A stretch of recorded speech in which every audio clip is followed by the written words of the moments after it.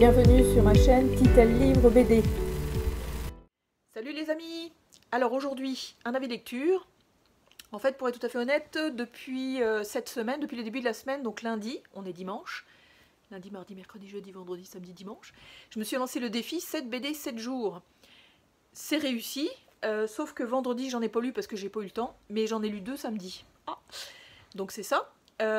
Donc je vais vous les présenter. Il y en a une grande part, elles viennent toutes en fait de ma palle été 2023. Donc j'en ai 8 de moins à lire sur 20, ce qui est quand même pas mal parce qu'au fait aujourd'hui je vais en présenter 7 et une bonus, donc une 8e. Dans ces 8 bandes dessinées, il y a 3 coups de cœur dont un de la mort. Il y en a une que j'ai adorée. Donc on va commencer avec un premier coup de cœur qui est Jemna ou les ombres corses, qui est donc chez les éditions Delcourt et scénarisé par Donadille et dessiné par Regla Visanova. C'est un de mes coups de cœur, vraiment, et par le dessin et par le scénario qui m'a surprise un petit peu. Donc en fait on suit un ange qui est un petit peu chasseur d'antiquités. En fait il cherche les vieilles choses pour les revendre. Puis il tombe par hasard sur une photo dans un bouquin, donc la photo d'une femme en fait dans un livre qui veut absolument savoir d'où ça vient. Donc sur la photo il y a marqué Jemna, puis une date je crois, si je me souviens bien, 1912 je crois. Puis il décide en fait de partir en Corse pour résoudre en fait l'énigme. Voilà, ça donne ça. Les dessins sont absolument superbes, vraiment. C'est magnifique. Le ange est vraiment mignon comme tout. Jemna est extrêmement mystérieuse. Puis en fait, on va suivre l'enquête de cet homme-là, au fur et à mesure de l'avancée du livre, évidemment, avec une chute qui est un petit twist sympathique, que j'aime beaucoup. Puis il va croiser du monde, il va avancer dans son enquête, en fait, tout bêtement, parce qu'il est extrêmement intrigué par cette femme. Moi j'ai vraiment adoré, enfin j'ai adoré la façon dont c'est découpé, la façon dont c'est dessiné, la façon dont l'enquête progresse, puis la façon dont l'enquête se termine aussi. Donc c'est vraiment un grand coup de cœur que je vous recommande. Donc ça c'est la première BD.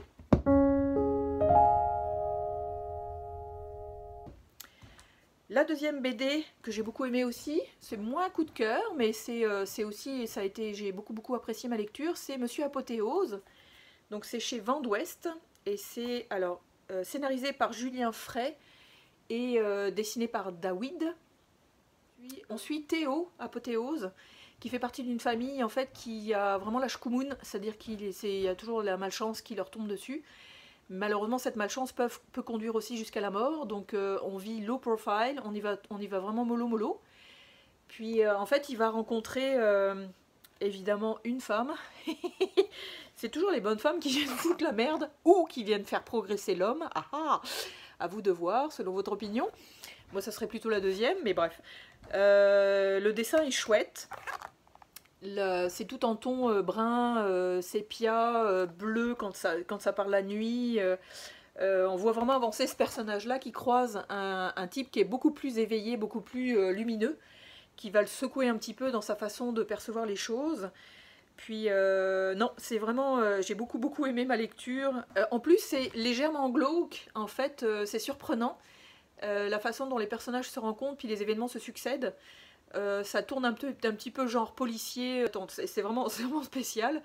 Donc j'ai beaucoup aimé ma lecture, ça aussi c'était une excellente lecture. Monsieur Apothéose. Ensuite, enfin, j'ai lu Pense et les plis du monde, donc scénarisé, dessiné par Jérémy Moreau. Ça faisait un bout de temps en fait que je voulais connaître cet auteur-là, donc c'est chez Delcourt Mirage. Donc là on suit cet homme-là qui vit à la préhistoire en fait, et qui est un homme qui est extrêmement contemplatif. C'est quelqu'un qui regarde la nature, qui observe, qui s'arrête, alors que tous les autres chassent, cueillent, se débrouille pour manger en fait. Puis il va partir en fait de sa tribu pour essayer de vivre d'autres choses. Il va même quasiment jusqu'à s'affamer, en fait, il se réfugie dans une grotte, il assiste au décès de sa mère, en fait. Puis finalement, il va rencontrer d'autres personnes qui vont l'amener, en fait, à faire des découvertes, à vouloir, en fait, utiliser la nature, utiliser les graines de la nature pour que ça pousse, pour que ça produise. Donc c'est comme le premier, je dirais le premier horticulteur en fait préhistoire, de la préhistoire. C'est une excellente bande dessinée, c'est vraiment une belle découverte. J'ai acheté aussi la saga de Grimm, que je vais avoir, je pense, beaucoup de plaisir à lire aussi. C'est vraiment une bonne BD aussi en fait. Donc merci Jérémy Moreau pour ce talent-là. Le dernier quai, ça c'est celle qui m'a le moins parlé en fait de toutes les bandes dessinées que j'ai lues à date. Mais c'est bon aussi, enfin je veux dire c'est très doudou, c'est très... le thème est peut-être pas très nouveau, parce que ça parle, en fait c'est Nicolas Delestré qui a scénarisé et dessiné, les dessins sont vraiment chouettes par exemple. Puis c'est chez Grand Angle. Donc on suit en fait un maître d'hôtel, un majordome, un gars qui tient un hôtel en fait, qui accueille des gens qui sont morts pour pouvoir les rediriger pour plus tard, donc savoir en faire paradis, on ne sait pas trop. Et ce majordome les aide en fait à résoudre les regrets qu'ils auraient pu avoir dans leur vie. Donc comme je vous dis, le thème n'est pas super nouveau, mais la façon dont c'est traité c'est chouette. Il y a quelques longueurs je trouve, quelques redondances en fait. Les quelques premières pages en fait décrivent le rôle de ce majordome dans la vie des gens. Donc on suit 3 personnes qui vont repartir avec des trains. Puis il y a 3 autres personnes qui arrivent, puis qu'elles en fait sont comme sans mémoire, sans rien, sans souvenir, sans que dalle. Donc ça pose problème à ce majordome qui ne sait plus très bien à quel sein se vouer. Mais on va se rendre compte qu'effectivement il y a un lien entre ces 3 personnes-là et lui-même. Donc c'est ça qui est intéressant effectivement. Puis la fin est chouette. La fin est chouette, mais comme je vous dis, il y a quelques longueurs, je trouve. Le dessin est vraiment super. Enfin, le dessin est vraiment super. Les personnages sont extrêmement sympathiques aussi. Mais moi j'ai mis un 3 cœurs sur 5 parce que j'ai moins aimé effectivement ça m'a moins parlé on va dire en fait au niveau du scénario mais le dessin excellent vraiment. Chasseur de sèvres, chasseur de sèvres, donc c'est chez les Humanoïdes Associés, puis c'est selon un roman en fait de Laurent Genefort. C'est Alexandre Ristorcelli qui l'a scénarisé et dessiné. Les couleurs sont Adelise Sauvêtre et aussi en fait de Monsieur Alexandre. Donc là c'est vraiment de la science-fiction, fantasy. Moi j'accroche moins en fait au niveau BD, souvent malheureusement avec la science-fiction. J'ai pas trop l'habitude de lire des romans parce que je me trouve vite perdue dans les histoires un petit peu techniques ou les lieux aux noms inventés ou les actions... effectivement au nom inventé, mais là en fait on suit un sourcier qui s'appelle Pierrige, je ne sais pas comment ça se prononce, qui malheureusement va avoir son lieu d'habitation complètement détruit par des méchants qui vont le faire prisonnier. Il se rend compte que Arbre Monde, donc l'énergie qui nourrit leur monde, leur univers en fait, est en train de changer, de mourir. Ils vont partir à l'aventure.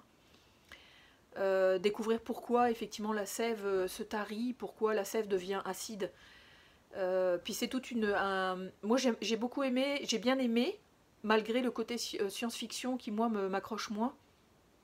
J'ai bien aimé parce que le personnage principal évolue. Il a des croyances en fait qui prennent le bord parce que de plus en plus, au fur et à mesure qu'il avance dans sa progression, dans ses aventures avec les autres personnes qui l'accompagnent, il va se découvrir, il va comme redevenir plus humain, je dirais.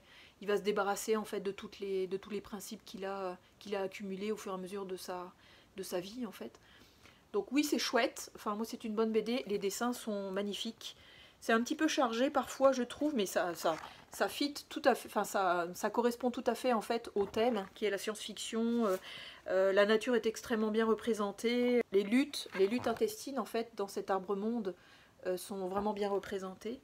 On s'attache aussi à Pierrige en fait pour savoir jusqu'où ça s'en va. Et j'avoue que la fin m'a intriguée parce que moi j'en demanderais bien un 2e épisode finalement. On dirait qu'il y a comme matière à une ouverture au niveau de la fin de ce one shot qui est supposé être un one shot je pense. Mais un petit deuxième épisode, ça serait pas du luxe. Donc ça aussi, j'ai bien aimé. Alors lui, celui-là, c'est wouhou, Un océan d'amour. Ça faisait longtemps que je devais la lire. Puis bah là, je l'ai lu. Et c'est une BD muette. Il n'y a aucune bulle. Il n'y a que du dessin. Donc c'est Un océan d'amour scénarisé par Lupano et dessiné par Panaccione. Donc c'est chez Delcourt Mirage.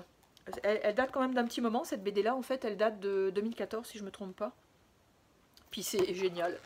C'est génial, le scénario est génial. C'est un marin qui part en fait sur son bateau de pêche et auquel il va arriver plein d'aventures, plein de merde, plein de trucs bizarres. De sa femme qui est une bigoudaine bretonne, donc, parce que bigoudaine c'est toujours breton, qui l'attend en fait sur le bord de la rive, puis qui revient pas, donc elle part à sa recherche en fait. Donc on suit effectivement ces deux personnages-là qui sont truculents, vraiment, qui traversent en fait leurs aventures de façon extrêmement naturelle, de façon tout à fait sereine, puis non, le but du jeu c'est de se retrouver. Puis il y a de la politique, il y a de l'onirique, il y a énormément d'écologie, représentée par une mouette que je trouve absolument géniale. Il y a des messages écolos qui passent vraiment bien. Qu'il faut protéger la nature, qu'il faut effectivement éviter de blesser nos animaux, puis en tout cas, non, c'est excellent, ça c'est magnifique, vraiment c'est excellent, on s'attache aux personnages, la fin est mignonne comme tout, enfin ils essayent de se retrouver, puis on va voir s'ils vont se retrouver, mais c'est Lupano merveilleux. Puis les dessins en fait de Panaccione illustrent extrêmement bien le propos de Lupano, donc une bonne BD, effectivement à recommander. Ensuite, alors là c'est le coup de cœur de la mort, vraiment excellent, c'est Sheltered. Donc c'est un comics, contrairement à mes bonnes vieilles habitudes, mais les comics on dirait que les one-shots, moi je commence de plus en plus à m'y atteler vraiment, parce qu'il y a des pépites, il y a vraiment des pépites. Donc c'est scénarisé, dessiné, tout ça c'est à 4 mains, 9 mains, 12 mains, donc c'est Brisson, Christmas et Shangama. Et c'est chez Achilleos. Comme c'est marqué en sous-titre, c'est un récit pré-apocalyptique. C'est extrêmement bon. Dès le premier chapitre, en fait, ça démarre sur les chapeaux de roue. C'est en fait un endroit, aux États-Unis évidemment, dans le comté de Norfolk, où il y a un refuge qui s'est organisé en cas d'apocalypse. Ce sont des adultes qui ont organisé en fait un refuge. Puis dès le premier chapitre, en fait, on voit les adolescents qui tuent en fait leurs parents. Donc ça démarre super fort. Moi, je l'ai lu en 2 heures et quelques et j'ai pas réussi à le lâcher. En fait, vive les dimanches matins où il n'y a rien à faire d'autre que bouquiner. C'est génial. Le dessin est extrêmement bon pour l'intrigue. Le découpage est super. Les personnages sont extrêmement attachants, ça se tire dans les pattes, ça s'énerve, ça s'oppose, ça s'entretue, enfin en tout cas c'est génial. La fin aussi a un twist excellent, donc je vous invite à le lire. C'est un beau bébé là, mais on le lâche pas, vraiment on le lâche pas. En fait, je veux le souligner encore une fois, merci Kevin qui effectivement l'a publicisé sur sa chaîne YouTube Full Metal Comics.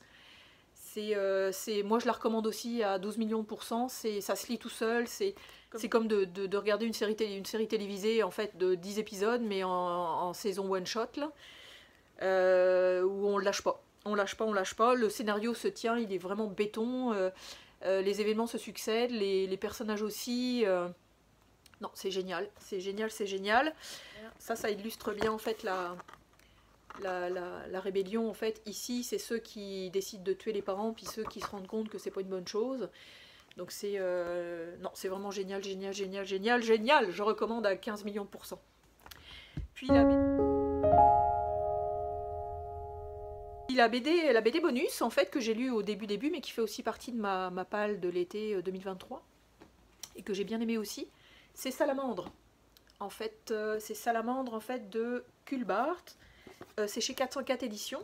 C'est un petit garçon de 11 ans en fait qui malheureusement perd son papa dans un accident et qui a du mal à s'en remettre évidemment. Puis sa maman l'envoie en fait chez son grand-père. Puis son grand-père habite un monde un petit peu bizarroïde où il y a des gens étranges qui ont des habitudes bizarres. Puis Puis en fait, on suit ce petit garçon-là dans son processus en fait de deuil. Donc c'est extrêmement touchant. C'est extrêmement bien dessiné aussi. Les dessins sont quand même assez simplistes, mais sont extrêmement efficaces. Puis les découpages, les personnages qu'on croise sont vraiment, vraiment intéressants. Enfin, la maman fait bien en fait d'envoyer ce petit garçon-là loin d'elle. Parce qu'il va croiser effectivement une tante, il va croiser une dame en fait qui est un petit peu cartomancienne. Son grand-père va l'aider aussi en fait dans son processus de deuil. Donc ça aussi c'est une bonne bande dessinée que j'ai beaucoup aimée, donc c'est ça. Donc 8 de ma palle été 2023 qui ont été lus, je tiens le bon bout. Je suis extrêmement contente d'avoir eu ces coups de cœur aussi. Pour être déçue en bande dessinée, il faudrait vraiment faire un truc vraiment plate, moche, dégueulasse, avec un scénario à la con. Mais souvent, en fait, moi, je suis extrêmement bon public pour la bande dessinée. Mais j'avoue que Sheltered m'a quand même vraiment, vraiment marqué, j'avoue. Jemna aussi. Puis Un océan d'amour, vraiment, c'est...